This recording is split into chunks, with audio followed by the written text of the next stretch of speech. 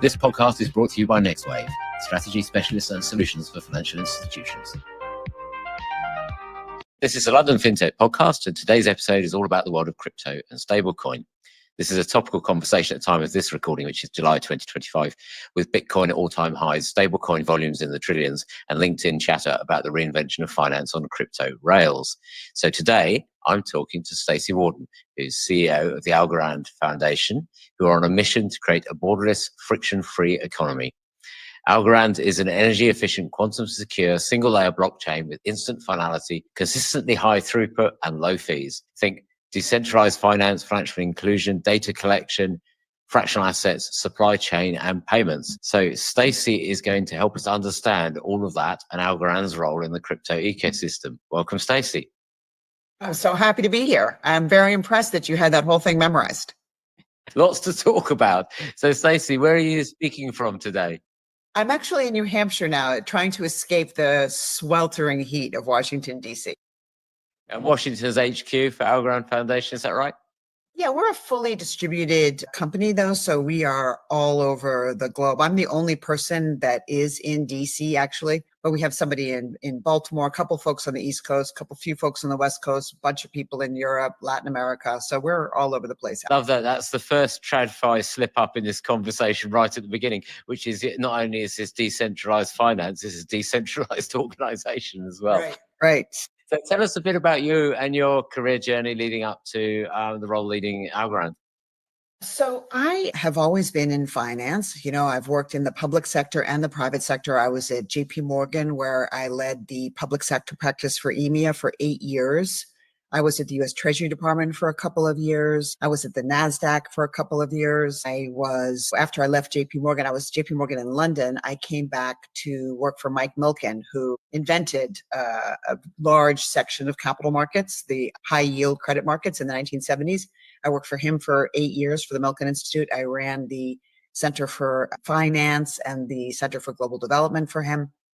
And I was always concerned about I had a theory, which was that if households had a better way to invest their savings, then the private sector could access those savings. And if the private sector could access those savings and then grow, then the private sector would hire more people and households would have more savings. And that is the kind of virtuous circle to prosperity. So it's very much a private sector led model of economic growth. And to me, the way that, especially I've done a lot of work in developing countries and emerging markets, and I kept seeing that if households could only put their money in banks, then they're never going to get a good return on their savings. And so you need well-functioning capital markets, and you need efficient systems of payments, and you need financial inclusion, and small and medium-sized enterprises need access to capital.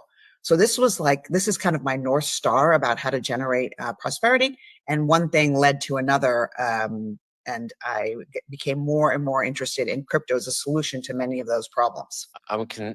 From that story, you've worked for some of the most prestigious and large scale financial institutions. And I love that sort of flywheel of prosperity from financial inclusion model. Was there a particular tipping point at which you decided, right, I've got to get into the new ecosystem? Right. So I had this very sweet gig at the Milken Institute where I had this idea that I failed completely miserably at this, but I had this idea that I was going to make the press more financially literate. So I would hold these lunches, and I partnered with the National Institute for the Press, and I would have lunch and I would find an expert in certain areas to talk to the press so that they would understand these. And so it was right after on the heels of the global financial crisis. So what I would do is I would bring experts in, like on housing finance reform, on, the GSEs, this kind of thing. And they requested that somebody speak about Bitcoin. And, this was a good gig for me because all I really did was serve lunch and do some intro comments, but there was nobody that knew anything about Bitcoin. This was in 2013. So I was like, okay, I guess I'm the lecturer on Bitcoin. So I remember I was having my little townhouse renovated. So I was living in this little 1-bedroom apartment, and I just kind of locked the doors and closed the shades and went down the rabbit hole for 5 days because I had to present on this. And so I really wanted to learn how the proof of work worked, like how it actually worked.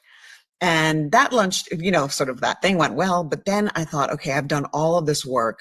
I will write an article for the Milk Industry Review on it. And this article will be more technical than you typically get on crypto, because at the time I couldn't really find anything. I could find very high level things and very cryptographically heavy things. This is 2013. And so I tried to pitch like the middle, not, not, not treating my audience like they couldn't understand, but really taking it through step by step. And this was the most downloaded article in the Milk Industry Review for like a couple of years. And so then I said, okay, well, I'm going to hold a panel on it at the Milk Institute Global Conference, this huge conference. And you're always fighting for rooms, if you get blah, blah, blah. And I did not get a very good room. I got like a tier 2 room. And there was like a line outside the room trying to get into this room. And it was the second most downloaded. And so then the Milk Institute was like, okay, if you want to work on this here, I got some budget and I got some, and then it just kind of took off from there. And then, by the time DeFi summer came, I said, okay, you got to be, it was too hard for me to keep up with it as a side hustle. So that's when I said, I've got to do this full time or not at all. And then I joined the Algorand Foundation. First, I joined as a board member. I was headhunted to be on the board. And when you're headhunted to be on the board, you need to do a lot of due diligence because you're essentially lending your name to this organization. And I felt the same way about Algorand for the first time that I felt about Bitcoin when I understood Bitcoin. And I thought Bitcoin was going to be a solution to a lot of the problems that I face. And it's not quite the solution to the problems that I thought it would be. But then I joined the Algorand board, and a few months later, they made me the CEO. Yeah, it's a great story. So you you did your homework, but you did your homework 12 years ago, and then market tested that through the institute and the presentation. So you really knew what you were getting into at that point. And it's a nice segue to what we're going to talk about in a minute, which I'd like to talk about, and so I can understand better, which is the whole world of stable coins and the DeFi ecosystem that goes with it. But just before we dive into that, and I always ask guests this, what you do when you're off duty, when you're not leading Algorand Foundation, is there anything that's on your hobby list? Okay, well, there is no greater delta than my interest in tennis and my ability to play tennis. So I am desperately always trying to improve my tennis game. So that is and I'm in New Hampshire now. So of course I enjoy hiking, and I just had friends up for the 4th weekend, and we did a lot of hiking, played a lot of tennis, but tennis is my main, and I'm a good biker. So I like biking. And, I'm generally sort of an active person. But yeah, I keep trying to become a better tennis player too, with minimal infinite success, potential for that pursuit. We have Wimbledon here in London, and you look at the level, mere mortals are never going to get there. So you'll be able to indulge your tennis journey, I think, for as long as you're able to still get onto the court, I imagine. Now I actually can play the game, but when I was living in London, I was learning, and it was too expensive to hire, to get a court and to have a lesson. I mean, you can only play tennis in London if there's 4 of you, you play doubles, you split the court fee 4 ways, but as a beginner, it was virtually impossible there. Yeah, and now there's paddle tennis taking off. And I've had 1 or 2 guests on the show who've put that at the top of their hobby list as well. But I've yet to try it. But it's somehow, I don't know, somehow to me, it doesn't feel like it's the real thing. You spend a few years learning to actually try and play tennis properly. Why would I go back to the beginning and sort of do the easy version? But anyway, I remain to be convinced. Pickleball is taking over the United States. Oh, is it? So, pickleball. Yeah. Okay, there's something to look up after the conversation today. Before we jump right into today's episode, a quick thank you to our sponsor, NextWave. NextWave is an award-winning consultancy that is helping many of the world's leading banks, investment managers, and insurers deliver on their growth, efficiency, risk, and control goals and transform their businesses. With a senior team who have come from MD level positions in major firms like HSBC, Barclays, and UBS, NextWave has both the deep industry expertise and the hands-on capabilities in AI, data, and automation to drive real results. More business outcomes and less regulatory. Wave foundations, and that certainly includes me. I have done various things on token assets along the way with consulting companies that I've been involved with, but never really sort of full mainstream on crypto. And this term stable coins is increasingly in the headlines. So let's start there. What are they and why are they important, Steve? So can I back up actually 1 step and just talk about money for a minute? So there are there are two kinds of money. One is cash, and one is electronic bank money. And the thing about cash, the core difference between them is that when I give you $1, it's yours. Nobody asks you where it came from. Nobody asks how you got it. Possession is 10/10 of the law. I give you cash, you get the cash, it's your cash. Whereas if I write you a check for $10, my bank and your bank have to reconcile at the end of the day. There's a record keeping of my account. My bank debits from my account in a big batch file at the Fed. All of these batch files are reconciled, and your bank credits you. It matters very much where that money comes from. My bank doesn't see that it has $10 in it. It will not give you the $10. That piece of paper is worthless. If I can reference the greatest Christmas movie of all time, and of course I do mean Die Hard, the reason that they wanted to get in, the reason that Alan Larkin wanted to get into that safe is because those bonds were bearer bonds. Once he had them, they were his. There was no bank associated. You couldn't make Die Hard now because there are no bearer bonds now. It's all electronic. What crypto is, and I tell people that are like, I'll never understand crypto. I say, if you understand this, you've understood 75% of it. Crypto is cash. It's digital cash. It's electronic cash, but it is cash. When I give you a Bitcoin, that Bitcoin is yours. Nobody cares where it came from. You own it and you have control over it. Okay, so this was like a huge revolution in money, actually. You can send a movie from Nigeria to Malaysia in a minute over WhatsApp, but you cannot send $10 from Nigeria to Malaysia because you have to travel through the correspondent banking system, clear at the Fed, travel back down through the correspondent bank. 10 days later, you might get the money and somebody's taken 5 to 10% off the top.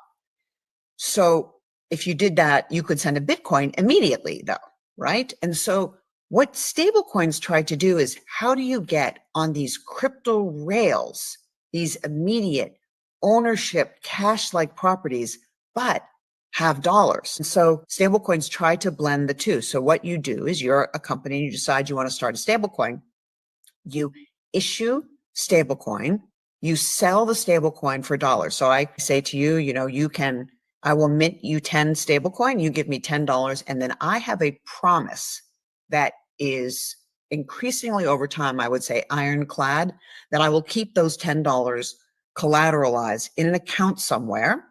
And then those representations of those $10 can go back and forth like cash, like digital cash. So the problem with cash is that, you have to be in the same room. The problem with electronic money is that you have to do all this reconciling through banks. Stablecoins is the cash is held there. Anytime you come back to me with a stablecoin, I say to you, I will give you your dollar back. But while it's trading around, it trades on these crypto rails, which give you immediate settlement and other kind of cash-like properties digitally. So what makes them stable? And if I wanted to issue a stable coin, how would I do that such that my coin was indeed pegged to reserve currency and it was stable and it was, well, maybe you can tell us about compliance. I don't know quite what's out there, but let's start with the first question. How do you make it stable? Right. So if I was going to issue Stacy coin, I would have to credibly assert to you the following thing. When you give me a Stacy coin, I will give you $1 back. That's the whole thing. So you're not going to buy a state. You're not going to give me $1 and get a Stacy US dollar, USDS, we'll call it. If you're not sure you're going to get $1 back when you want it. So it is my job to credibly assert to you that you can have $1 back whenever you redeem a stable coin to me. It's the same thing when you go to banks. If you give me a bank a check, you want to make sure that you can always get your money back out when you do it. So, are a lot of people going to buy Stacy coin? I don't think so, because I can't show that I have the money. The way for me to show that I have the money that I need to give you back when you demand it is to put it somewhere and very transparently show that it exists over there. So you see that checking account at JP Morgan? That has all of your money in it. I'll show you the bank statements. And so that when you want a Stacy coin back, you can always, when you want $1 back, you can always, I can show you that I can take it out of my JP Morgan account and give it back to you. So Tether was the very first stable coin, and they didn't in the beginning do a very good job demonstrating that they had this collateral. It's called collateral, the money that you're keeping.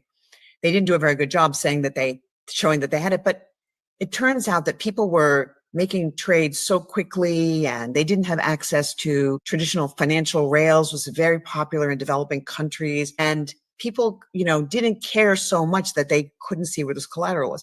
There were people for years and years and years and years predicting the demise of Tether. It's going to depeg from the dollar. It's going to go down because it was not showing where it was holding the collateral. But it hasn't depegged from the dollar and it hasn't gone down, and it's still the most popular stablecoin. But USDC, Jeremy Allaire came along and said, okay, well, why don't we make a better, more institutionalized version of Tether? And we will show in a very clear and transparent way, we keep the dollars in these 9 different bank accounts. We have a money market fund that has the dollars. And they tried to give more comfort to the market, especially institutions, that they could up those claims. But basically, it's a dollar that travels like crypto, which is why I kind of started with this money lecture. It's a dollar, but it travels on crypto rails, not banking rails. And I will tell you, Tony, this is a game changer for finance. Absolutely. And this USDC, is that the Circle coin? That's the Circle. Yep. So more transparent, more perhaps locked up visibly and regularly audited and all of those things to prove that there's exactly. resilience. It's all right. Exactly. It's all about where is the collateral and can I see it? And you're not spending it on a vacation to Mexico, right? Like it's still there where you told me it was going to be. That's the idea. And are there still new stable coins coming to market with frequency? I mean, there was a massive rush of initial coin offerings, a while back, and a lot of those just imploded. But what's happening in the stable coin market? So lots of stable coins are being generated now. And say I want to generate a new stable coin, maybe I can't do it all. Like, how am I going to get a collateral banking relationship? How am I going to set it up? How am I, there's a lot. So as you can imagine, because crypto is a very entrepreneurial place, there are now platforms that you can use to help you launch your stablecoin. So there are big platforms that will do all of the regulatory work for you so that you can launch a stablecoin. So PayPal, for example, used one of these platforms to launch a stablecoin on PayPal. There are other platforms that just say, I will hold your collateral. I will help you mint it. I will do all the back office technology for you. And so the prediction, there's a kind of a bullish and a more slightly bearish prediction for stablecoins. But the bullish prediction is that every entity will have their own stablecoin. So and then maybe you're only going to use it for your back office operations, but maybe you'll use it for your ecosystem. So the United Nations, for example, is a candidate for potentially their own stablecoin because they have all kinds of different offices all over the world. They have lots of internal transfers from office type to office type. Why would they do that over banking rails when they could just have a stable coin internally to kind of help manage their liquidity? So they are proliferating is the short answer. And we expect more and more over time. I think I spoke to one or two of the big banks around this, and a platform that cropped up, Fireblocks, I think it is. Some of the big institutions use it. I don't know if you've come across that one, but I think that was an issuing platform and a regulated platform for building coins. That's a custodial platform. So that is, you can, if you're, you're a big institution or you're a big holder. And now I have to tell you, the degen, the real crypto people, they keep their coins in a cold storage wallet that they control.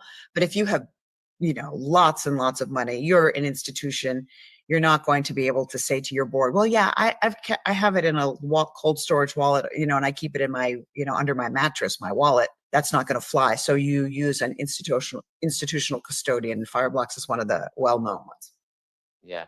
Okay, and there's plenty of other names out there which I don't know anything about. Given that you get to this point, you've deployed your stablecoin on a secure platform. What else can you do on stablecoin rails beyond the obvious one, which is frictionless payment transfers? Well, stablecoins, it's crypto, it's stablecoins on crypto rails to be exactly precise about it. And so stablecoins on Algorand, for example, they are for payments, but what they allow is very up to the second collateral management, liquidity management, payments, programmable payments as well. So if this happens, release the payment. And this idea of programmable money, it sounds kind of fancy, but like, if I get the good, then release the stablecoin payment is a very, very interesting proposition, for example, in trade finance that can cut out a lot of these middlemen and discount notes around trade finance.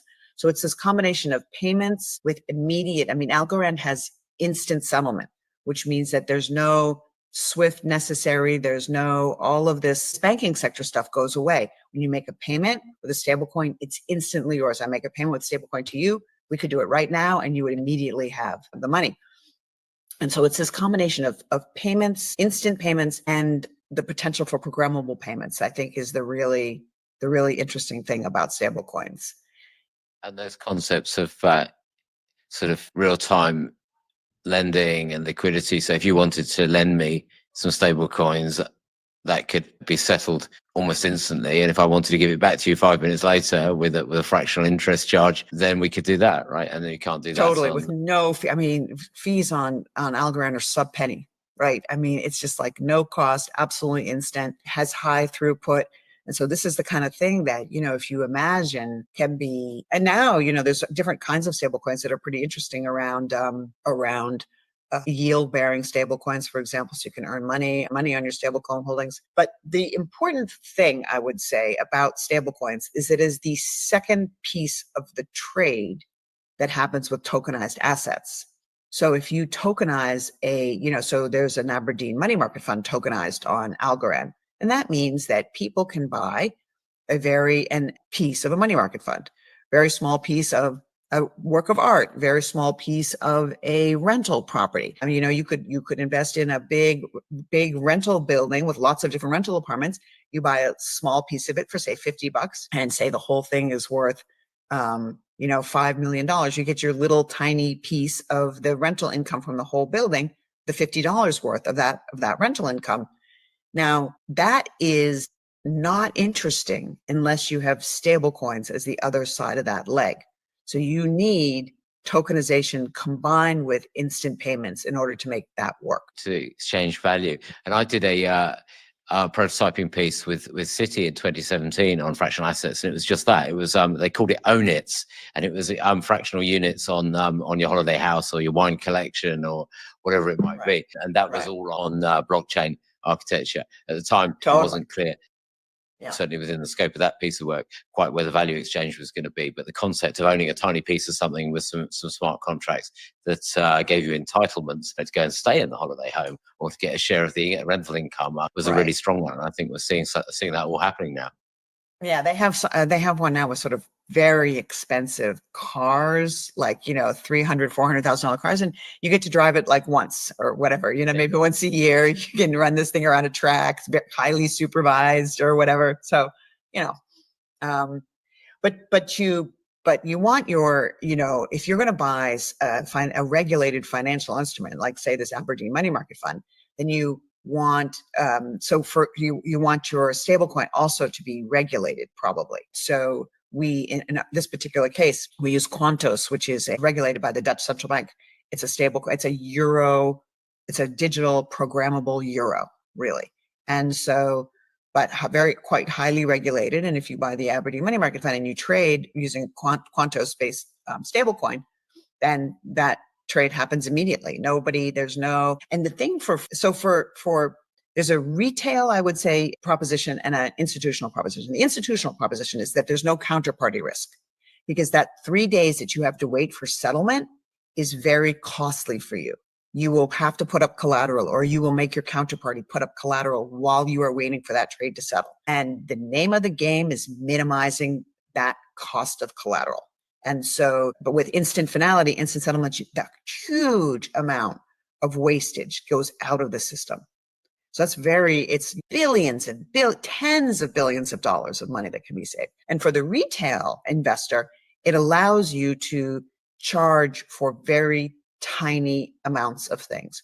So, these entrepreneurial women in developing countries, they charge for, 10 minutes of Wi-Fi or something like cell phone, use the cell phone for an hour. But if the cost of charging money is more expensive than the value of the thing, you're never going to do it. And you can imagine monetizing things at just such small amounts that the buyer doesn't care. A website view that is a fraction of a penny, you're not even going to notice. But, if hundreds of thousands of people come to your website, that person will notice because they'll start earning money, but each user is not going to notice. Yeah.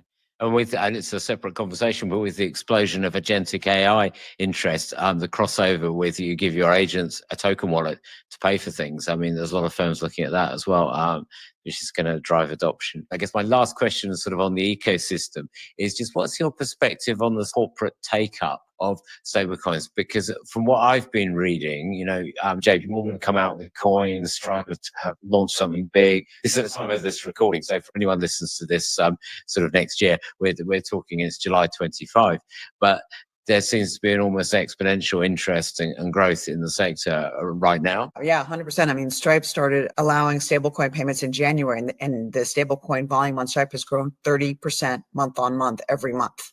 So just to give you an example, stablecoin volumes were like 15 trillion, I think, last year, which is more than Visa, a little bit more than Visa, right? We have a partnership with MasterCard for an immersive, so that it's called an immersive card, and with our Para wallet. So it's a Para wallet, Para card that allows you to spend your USDC directly from your owned self-custodial wallet on Algorand, and you can make stablecoin payments in this partnership with MasterCard on this MasterCard card.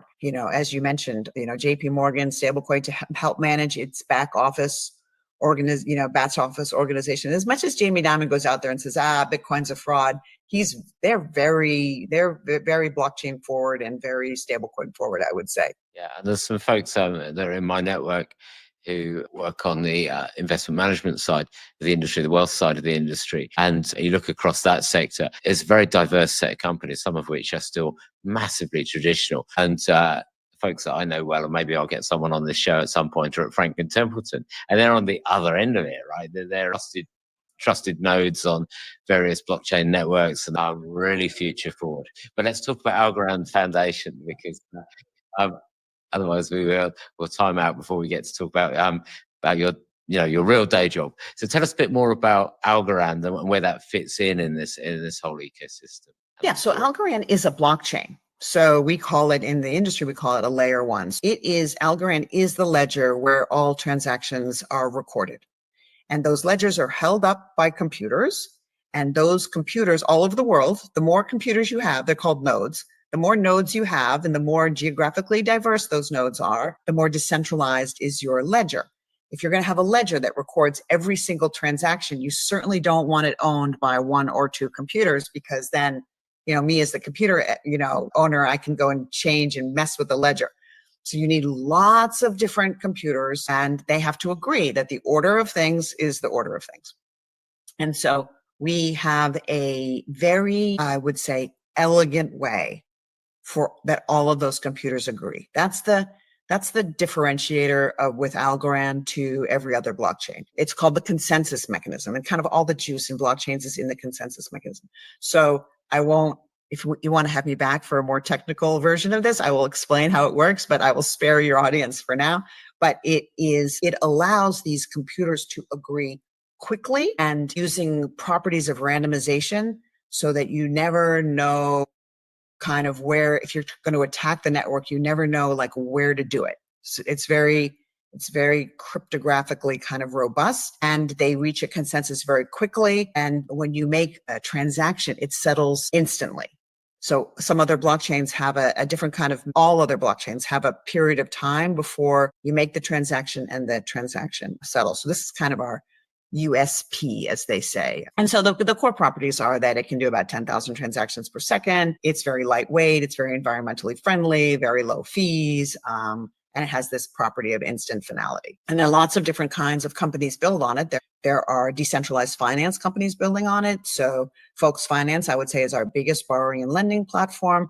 Tinyman is an automatic market maker based exchange. So you can trade without having to go to a central trade. There is a central exchange.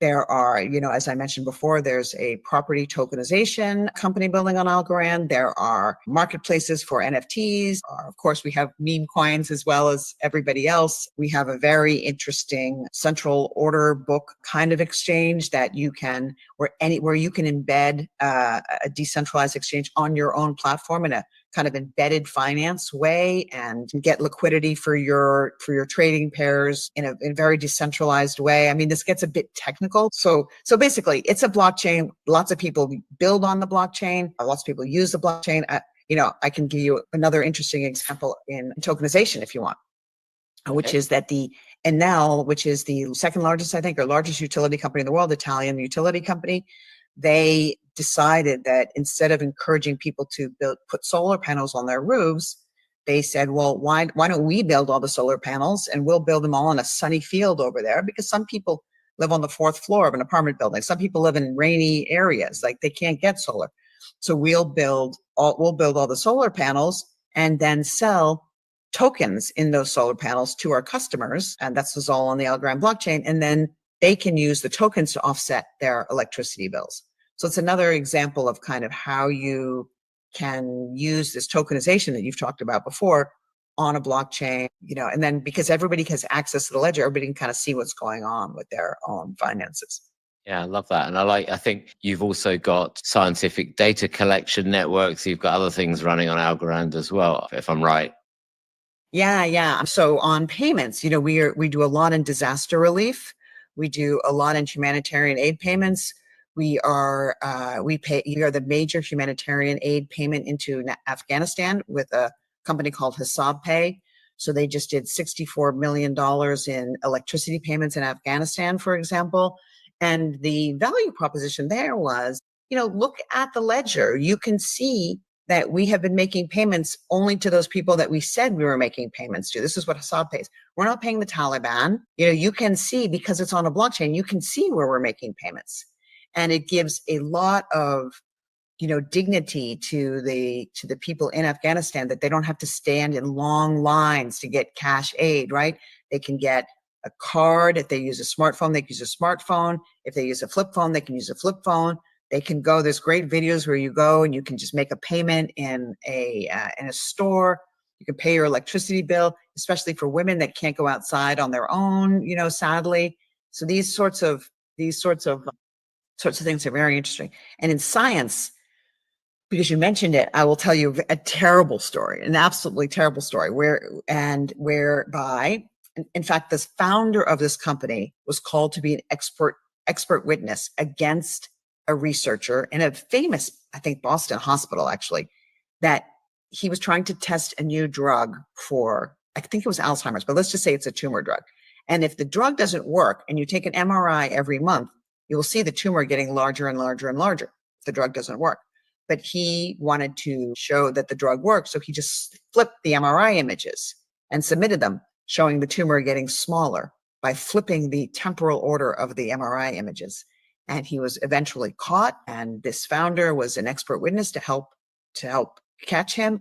And so this founder said, okay, well, why don't we partner with Algorand and Siemens, the MRI machine company, they build a lot of things, to timestamp every time an MRI is made and show it on the Algorand blockchain, so that when you take the image, it's now timestamped. So you can't mess around with it. You can't flip the order of it. You can't swap in and out of patients. You can't do nefarious things anymore.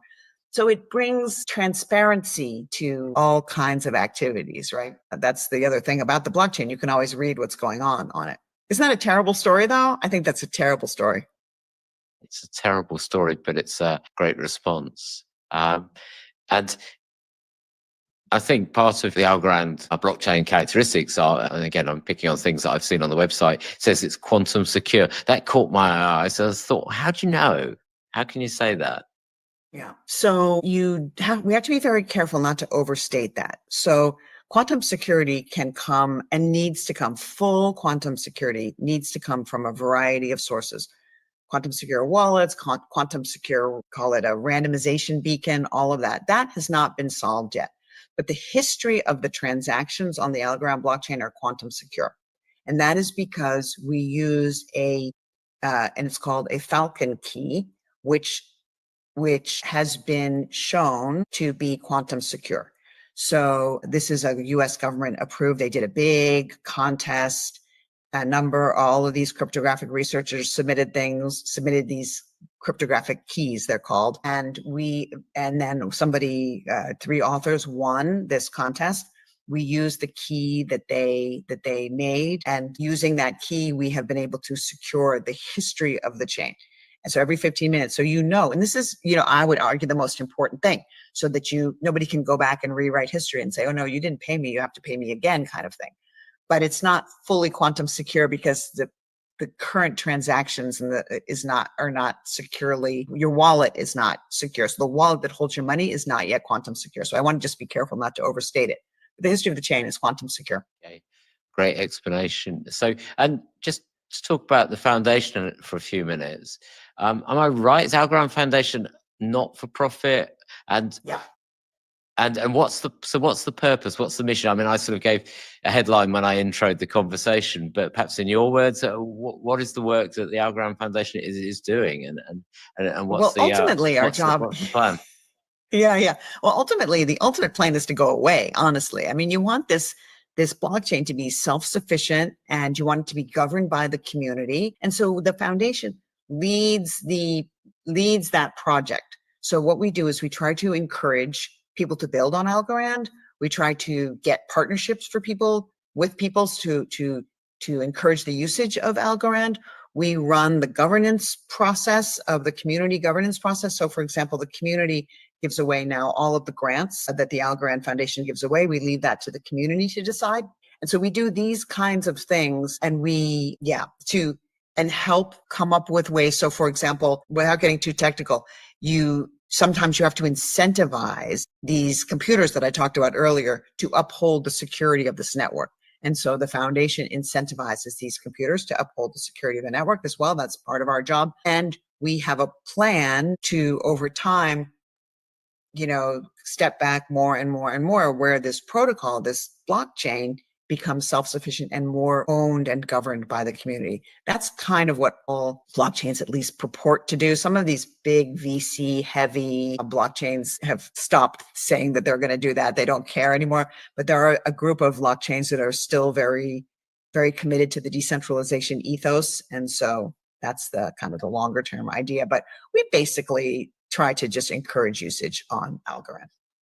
Does that mean that for your stablecoin, the Algo, that's being used by the network participants purely for utility, so for payment and for the things we were talking about, but not for investment speculation? It's not expecting a Bitcoin style graph and folks speculating on the value, or do you find you still get a bit of both? Well, the Algo is not a stablecoin. The Algo is, you can think of the Algo as just a currency, and that currency has an exchange rate with a dollar that changes every day. Circle, who has USDC, they have to pick blockchains to put Circle on. And we were the second blockchain that Circle chose to put their USDC on. So the USDC on Algorand is, but there's also, Ethereum, Circle USDC on Ethereum. They have now a number of different chains, but we were very early. They picked us very early to be on Algorand. But the Algo itself trades up and down, and the more the market perceives value, the more the Algo will go up vis-a-vis the dollar. I will tell you, they mostly trade. When Bitcoin does well, the other coins tend to do well. And when Bitcoin doesn't do well, the other coins tend not to do well. Okay. And so you started talking about some of the partnerships that Algorand has done, and leading stable coins running on your blockchain, etc. I mean, are there some other examples that you'd call out of current initiatives that are sort of, I guess, pointing the way for the mainstream adoption of crypto infrastructure? Well, I think so. Yeah, I mean, I think some of the ones that I've mentioned are pretty important. So I talked about Lofty AI, which is the property tokenization platform, and that's a really big one for us. And we're very excited about this Inal example as well. We are taking you mentioned agentic payments, and we think this is a really important growth opportunity for us, because level 3 agents that have to make their own decisions, they're given a budget, they're given a objective function, and they're given a set of rules as to how they can achieve that objective function, they need to control their own money, and they will never get bank accounts, right? So these level 3, these more sophisticated agents can only exist on crypto rails. And so as we continue to see improvements in these agents, that is going to have to be on a blockchain. And so we are quite active in kind of what is the software that we need to develop? What are the products that we need to develop around that to make sure that happens? But other, but that kind of payments, but payments in general are very important to us. I mentioned in Afghanistan, for example. We're also quite focused on identity. So this is one area that I haven't touched on. What a blockchain also enables you to do is not own just your own money and control your own money, but own and control your own information about yourself and carry that information around wherever you go. But if you can mess with that information, then nobody will believe you. But if you have it on a blockchain where you can't mess with it, blockchain has deep integrity to it. So I can't fudge the numbers. I can't go back into the Excel spreadsheet and change a number if it's on a blockchain. So for example, if the DMV issues my license on the Algorand blockchain, then I can take every little piece of information in that driver's license and present it individually. Everybody will believe me because they can see that it came from the DMV. So I don't know if you have daughters, but if you have a daughter in the United States, goes to a bar and she's 22 years old, why does she have to show that bartender her home address? You don't want her showing that guy where she lives. She should just be able to show him that she's 22 and prove that she's 22 without even having to show him her birthday. Just here's and so be able to carry that around with you. So a big partnership we have on this, we have several others in the works, but a big one we have now is with the National Chess Federation, where if you win chess tournaments, you have those credentials of the tournaments that you won and who you beat in your identity. And so you can, when you go to other chess tournaments, you can show, this is my ranking, this is what I got.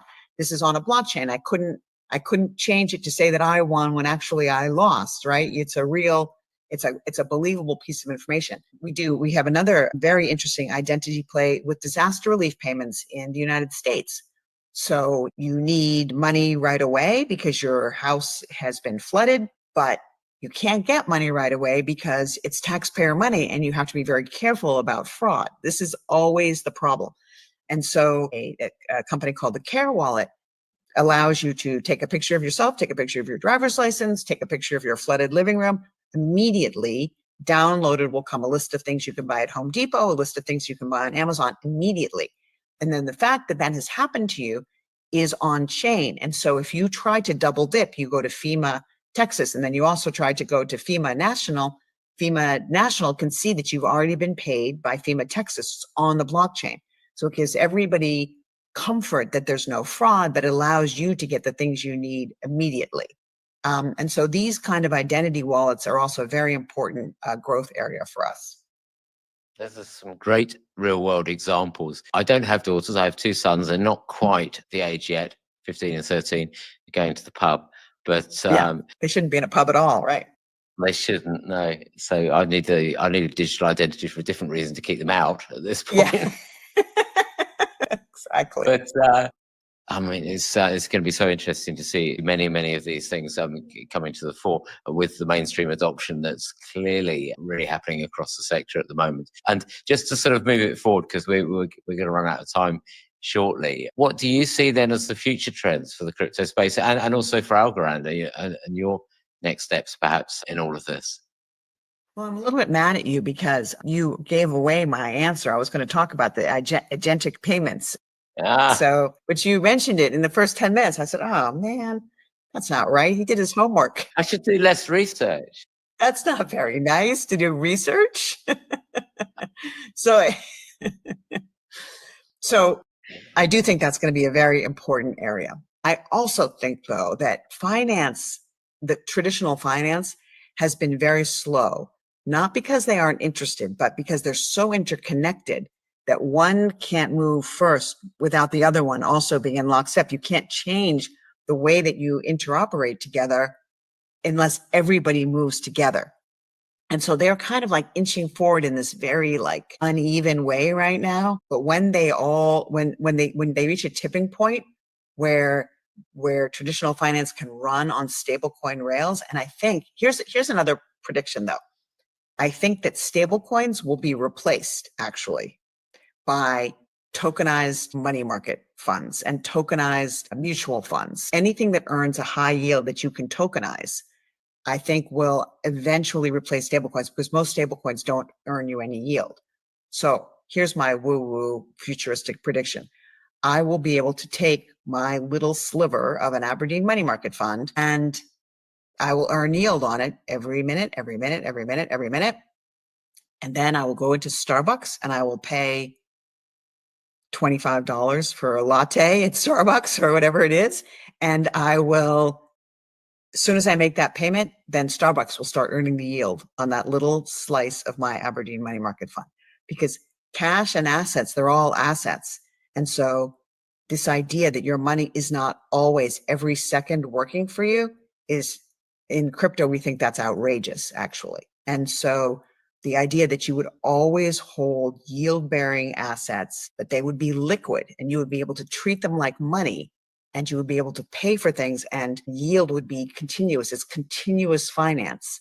I think that will be, by the time your kids are in a pub drinking, I hope that that's the way that they're paying for their beers with a little tiny portion of their stock portfolio. Yeah, well, that's brilliant and somewhat brain-stretching prediction, particularly for those who are not living every day in the crypto and DeFi world. And what advice might you have for more sort of TradFi folks audience for this show who are, still in the traditional big finance world? Any thoughts and advice for that part of the audience? Well, I don't give investment advice, as you can imagine. No. I try to stay away from that. But I think, well, one thing I would say is it's not as scary as you think. And it's not all hustlers and swindlers. There's a lot of really good things happening in the crypto ecosystem more broadly. And, and of course, I'm most familiar with Algorand, but, if you come to our website, there's and in fact, if you go to the website, canablockchaindoThat.com, that will give you all kinds of real world examples as to how blockchain is transforming lives and how crypto and stablecoins are transforming lives globally. So start with kind of understanding the problems that blockchain can solve and go from there, I would say. And I highly recommend going to canablockchaindoThat.com. Like that. Can a blockchain do that? And we're seeing this in the AI space as well. It's education and literacy is the biggest barrier because it all seems a bit sort of future fantastic. And there's a new language, and particularly a new language in the crypto space, when you start talking about proof of stake, proof of value, gas, and all sorts of phrases that, if you're not in that world, just really don't seem to mean anything. So I think there's quite an education barrier. So I love that suggestion. Yeah. What are you reading or listening to currently, Stacey? Oh, that's so funny because that's just what I was going to say. I think there's a terrific, I'm literally not reading it now. I've already read it, but if I could recommend one book to people, it's very readable. It's very good. And it's called Read, Write, Own. And it's by a guy named Chris Dixon, who is a managing partner at Andreessen Horowitz and has been in charge of their crypto practice. And Read, Write, Own, the title is the evolution of the internet. So in the internet phase one, all you did was read things, and then Facebook and Twitter and all of these social media platforms came along where you could actually write, you could have likes and make comments and interact. And Own is the blockchain crypto third phase of the internet, where you actually own your own data and you are not beholden to these big behemoths in Web 2. And it's a very nice history of the internet and justification for why we should take blockchain very seriously as a technology. Suggestion, Read, Write, Own. So I've not read that, but it's going on the reading list. And if folks want to find out more about Algorand or about you directly, where do they go? So I'm at StaceyW_DC on Twitter, and we're at Algorand.co is our website, and canablockchaindoThat.com. And I'm also on LinkedIn, of course. And I have now stepped up my LinkedIn game thanks to some heavy-handed yelling at me from our PR agency about how I have to do better. So now there's good content. There's good content on there, Rachel. That's a shout out to you. Yeah, well, look, I'd encourage you to keep sharing. I had this conversation with one of the guests that I had on a recent show who had so many interesting things to say, but never posts on LinkedIn. And I asked why, and he said, "Well, actually, I'm a bit too busy, and it's not my natural modus operandi. But my corporate really wants me to do more. Yeah, and right. it's sharing the good message. It's spreading the word. Yeah. Right. That's I get a message. I get a message from Rachel every morning. Okay, what are you doing? What are you putting on LinkedIn today? Here's an idea. Academic on my network. Small shout out, Professor Joe Mahoney, who is a professor of consultancy at Cardiff, and he said to me, "I don't really write any papers for the university anymore. I publish, but I publish on LinkedIn." That's what we publish. Right. So Where crypto convenes tends to be on Twitter, and of course the developers are on Discord, and Reddit's somewhat important too. But crypto tends to have its activity mostly on Twitter, and I guess Telegram too. Yeah, brilliant. Well, we have run out of time. You've really shone a light on some very complicated subjects there. A couple of points where I thought you were wondering how technical to go, and you're right. I think we framed it exactly right. There could easily be a few spin-off conversations to dig into some of those topics, but you've made some very complicated and important things very clear. So hopefully the audience has got that, and I'm grateful for you spending the time with me today.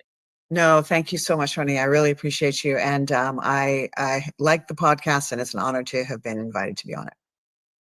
With you. You want customers from ads much cheaper and the scale much further? Our software Hyros will do that for you, or you don't pay for it. I guess we could, we're going to talk about, obviously, RWA, no surprise. But before that, would you mind introducing yourself and a little bit your background and what your, overall, yeah. So I'm Danelle Dixon. I'm the CEO and Executive Director of the Stellar Development Foundation. I've been at the helm of the foundation for the last 6 years, 6 and a bit. Before that, I was the COO, and I ran a lot of the Mozilla, so the maker of the Firefox browser, the business and the product, and also focusing around the policy pieces, which is part of why I love what I do, is because we get to do business product, and so tech and policy. Amazing. So Stellar has set very, very ambitious goals for this year. I think you want to go up to $3 billion of RWA on Stellar. That's with the B, $3 billion. Yeah. $3 billion. Yeah. Did I say 3 million? No, I just wanted to be clear. $3 billion of RWA on Stellar. That is clearly a very, very ambitious goal.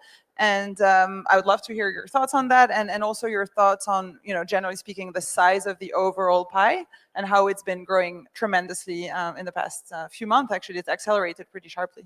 Yeah, I mean, it was so interesting. We've been in this space for RWA since 2019, when Franklin Templeton started building the money market fund on Stellar.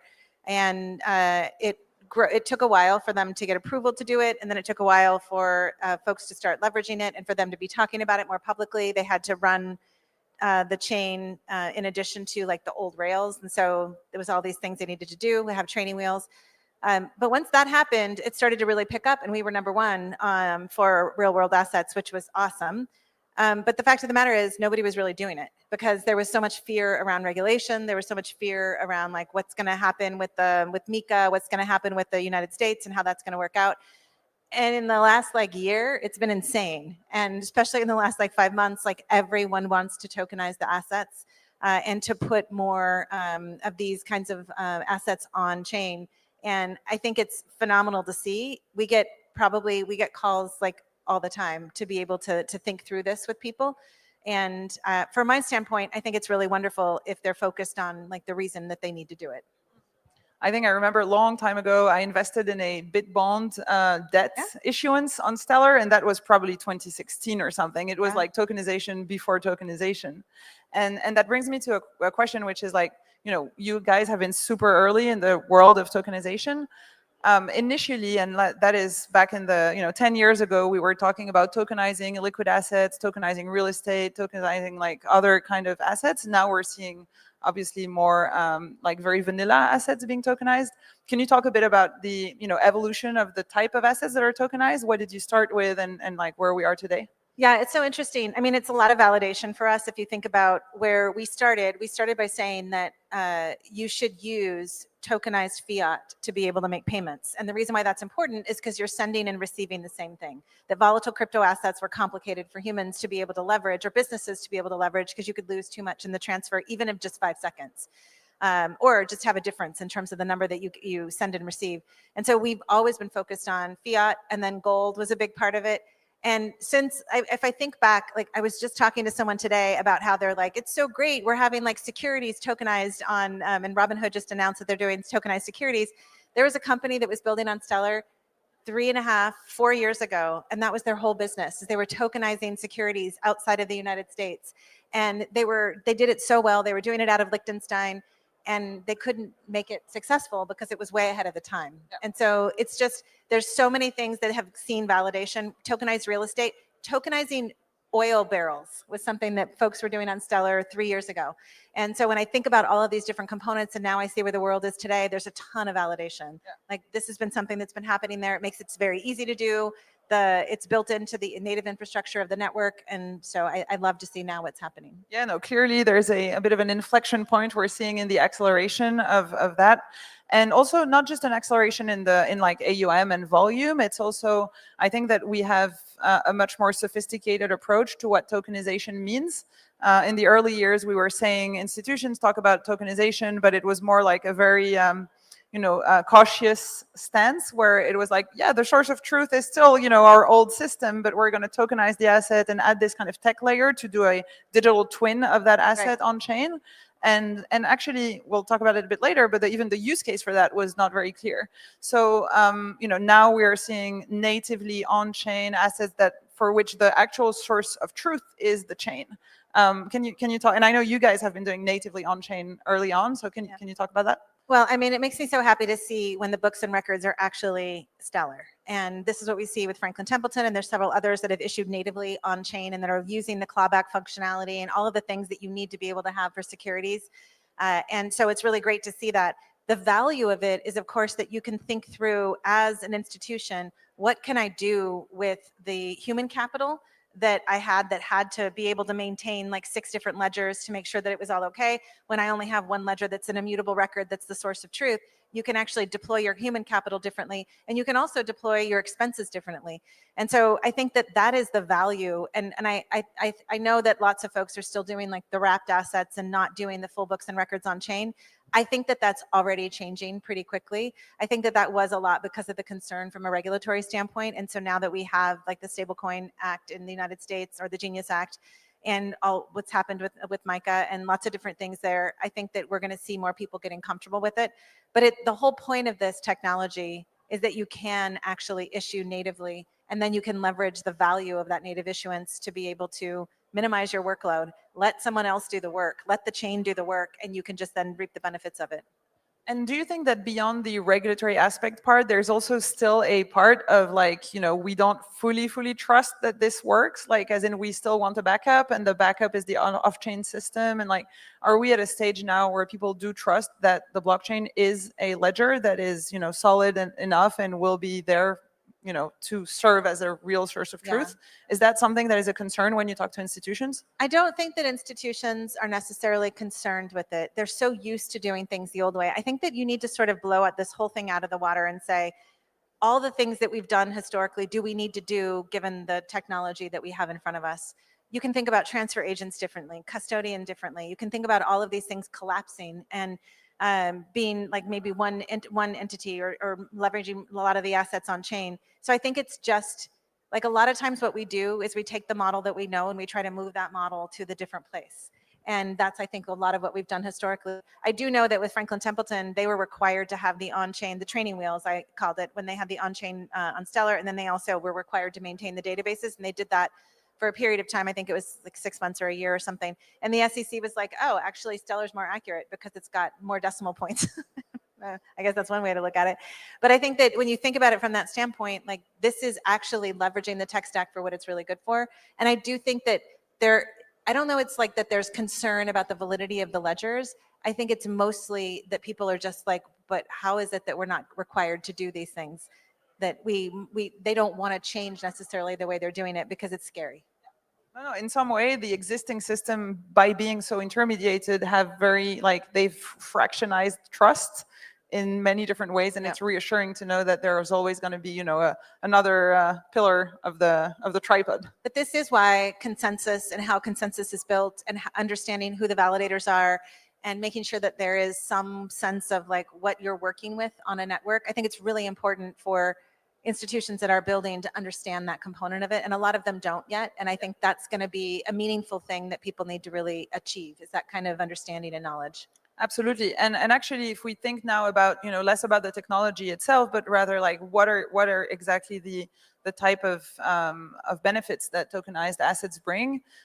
In the early days, when we were wrapping existing tokens of traditional securities, it was more about addressing new pools of liquidity, or having kind of a different addressable market in some way almost.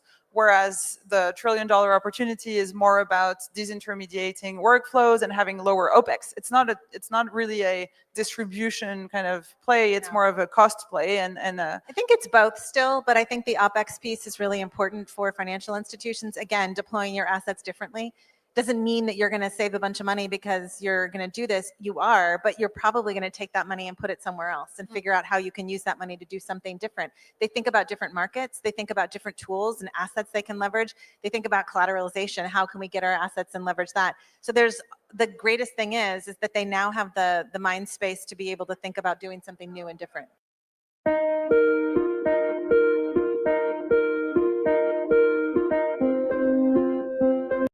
Actually, I was going to bring up collateral. I mean, collateral is one of the big use cases for tokenizing assets, and obviously also collateral mobility, right? The idea that now that you have this kind of single ledger, you can move collateral around, you can be more efficient, you can manage risk more efficiently. Like poorly managed risk is dangerous. Well-managed risk means that you're more efficient and you like make more.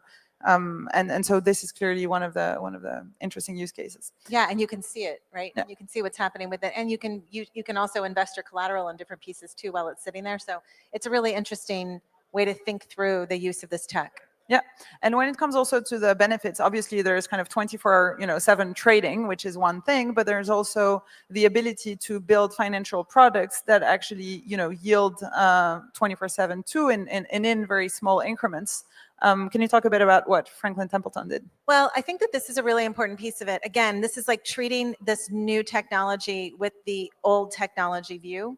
And you have the ability to do 24-hour settlement. And yet most of the way that money market funds that are issued on chain are done by settling once a day, which makes no sense, because if you got out right before the settlement, then you're not going to get that interest for that 24-hour period.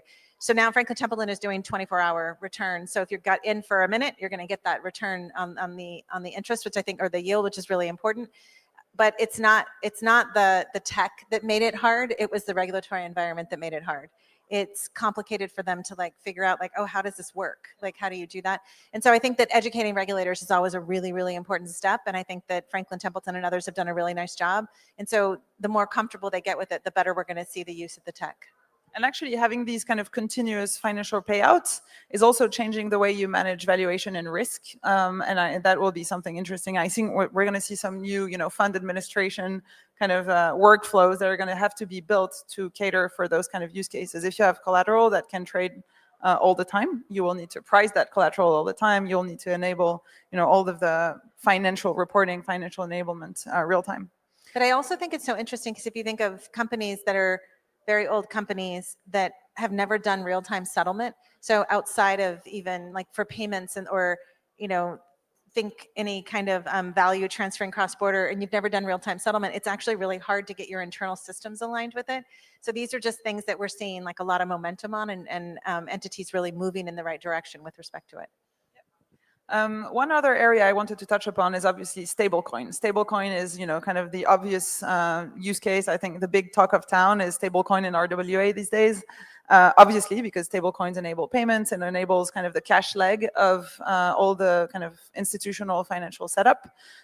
You have been, talking about stable assets before stablecoins were even a thing. Can you talk a bit about how you've kind of, in the early days, thought about stable assets and how that evolved until today. Yeah, well, I mean, when Judd founded Stellar, it was really all about being able to make money move like email, which I know is not cool anymore because email is not fast enough. So if you think money move like whatever kind of chat technology you're using these days, and the part of the rationale for it was to think about those stable assets to move. And so we always talked about stable assets as instead of thinking about like using the volatile cryptocurrencies to do it. The challenge, of course, was always liquidity. So in the early days, it was like making sure that you had liquidity for these assets globally was really, really hard. So now it's sort of all come to fruition where now there's like more focus on global liquidity. But it was really important to be able to not just build the tech stack that allowed that. And so asset issuance is very simple on Stellar, but it was also really, really important to build a regulatory framework or a compliance framework natively that made it easy for people to be able to leverage that tech stack. And so I think that that was what we did very, very early on. And again, this is like one of those validation points where you're like, okay, it looks like we were right because now everybody's sort of moving in that direction.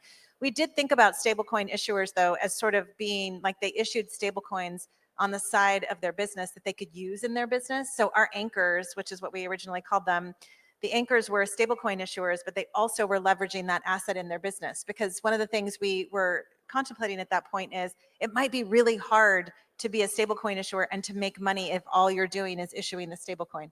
Of course, in a positive interest environment, it's not hard, but in a negative interest environment, it is hard.